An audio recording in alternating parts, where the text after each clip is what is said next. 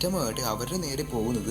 അങ്ങനെ നമ്മുടെ സൈറ്റാമനെ കാണുന്ന നമ്മുടെ ആ ഒരു മരമണ്ടനായിട്ടുള്ള ആ സയൻറ്റിസ്റ്റ് ആകട്ടെ തൻ്റെ അനിയൻ സഹോദരനോട്, അതായത് തൻ്റെ മോൺസ്റ്റർ ആയിട്ടുള്ള തൻ്റെ അനിയനോട് അവനെ കൊല്ലാനായിട്ട് പറയുകയാണ്. എന്നാൽ അവനെ കൊല്ലാൻ നോക്കുന്ന സമയത്ത് നമ്മുടെ ബുദ്ധിമാനായിട്ടുള്ള സൈറ്റാമ ആകട്ടെ നേരെ ചാടി നേരെ ഈ ഒരു മോൺസ്റ്ററിൻ്റെ മറ്റേ ഷോൾഡറിൽ വന്നിരിക്കുകയാണ്.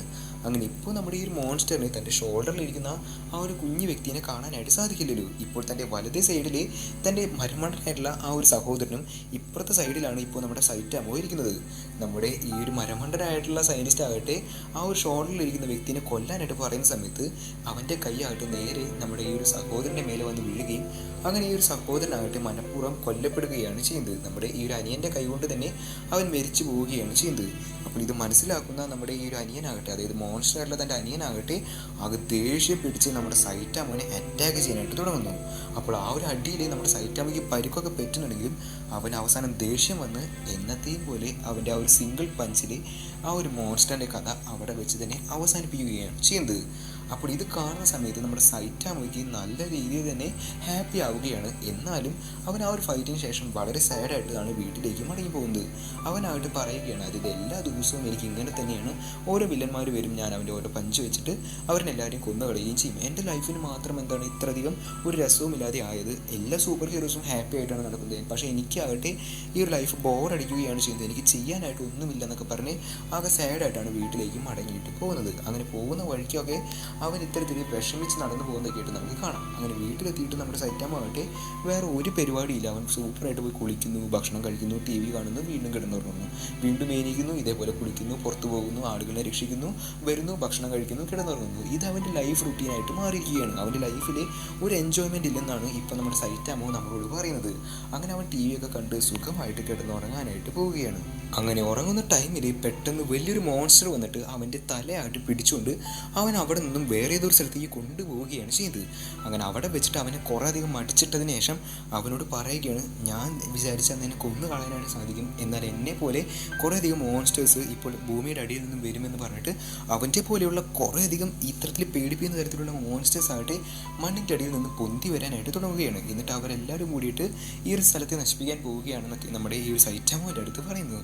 എന്നാൽ അവനാകട്ടെ ഞാൻ കഥയിലെ റോളിലേക്ക് വന്നിട്ടില്ലെന്നും താനാകട്ടെ ആ ഒരു ഞെട്ടലിലാണ് ഇപ്പോഴെന്നൊക്കെ അവരോട് പറയുകയാണ്. ആ ഒരു ഞെട്ടൽ മാറിക്കഴിഞ്ഞ് കഴിഞ്ഞാൽ നിങ്ങളുടെ എല്ലാവരുടെയും കഥ ഞാൻ അവസാനിപ്പിക്കുമെന്ന് പറഞ്ഞിട്ട് അവൻ അവരിനായിട്ട് ഫൈറ്റ് ചെയ്യാനായിട്ട് പോവുകയാണ്. അങ്ങനെ ആ ഒരു ഫൈറ്റിൽ അവൻ എല്ലാവരുടെയും, അതായത് അവനാകട്ടെ ആ ഒരു മോൺസ്റ്റേഴ്സിനെ എല്ലാവരുടെയും ഓരോന്നിനെയായിട്ട് കൊന്നു കളയുകയാണ് ചെയ്യുന്നത്. അവൻ്റെ പഞ്ച് ഉപയോഗിച്ച് കൊന്നു കളയുകയാണ് ചെയ്യുന്നത്.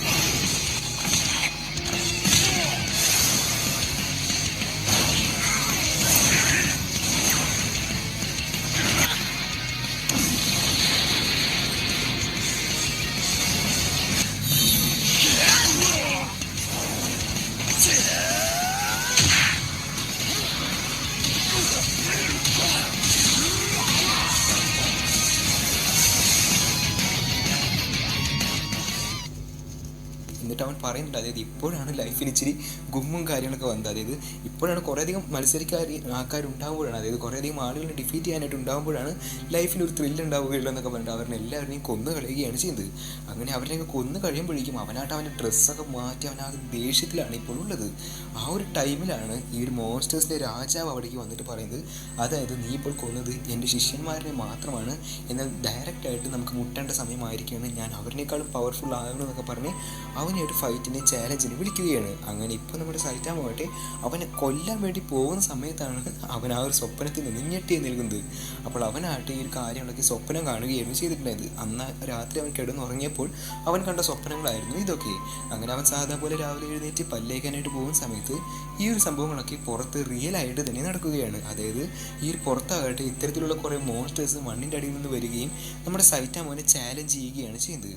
അങ്ങനെ അവൻ ഒന്നും തന്നെ നോക്കിയില്ല, നേരെ ചാടിപ്പോയിട്ട് ആ ഒരു മോൺസ്റ്റേഴ്സിൻ്റെ രാജാവിനെ അവിടെ വെച്ച് തന്നെ കൊന്നു കളയുകയാണ് ചെയ്യുന്നത്.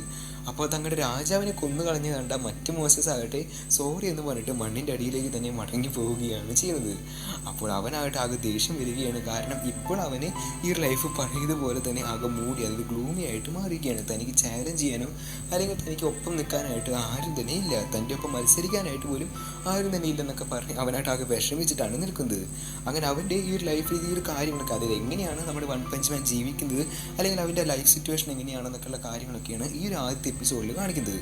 അപ്പോൾ എന്തൊക്കെ തന്നെയായാലും ഇത്രയും കാണിച്ചുകൊണ്ടാണ് ഈ ഒരു എപ്പിസോഡ് ഇവിടെ അവസാനിക്കുന്നത്. അപ്പോൾ കൂട്ടുകാരെ, എപ്പിസോഡിനെ പറ്റിയുള്ള നിങ്ങളുടെ അഭിപ്രായങ്ങൾ താഴെ കമൻറ്റ് ബോക്സിൽ ഒന്ന് അറിയിക്കുക. അതുമാത്രമല്ല, വീഡിയോ ഇഷ്ടപ്പെട്ട് കഴിഞ്ഞാൽ ചാനൽ ഒന്ന് സബ്സ്ക്രൈബ് ചെയ്യാനും മറ്റുള്ള കൂട്ടുകാരിലേക്ക് എത്തിയെന്ന കാര്യം കൂടി ഒന്ന് പരിഗണിക്കുക.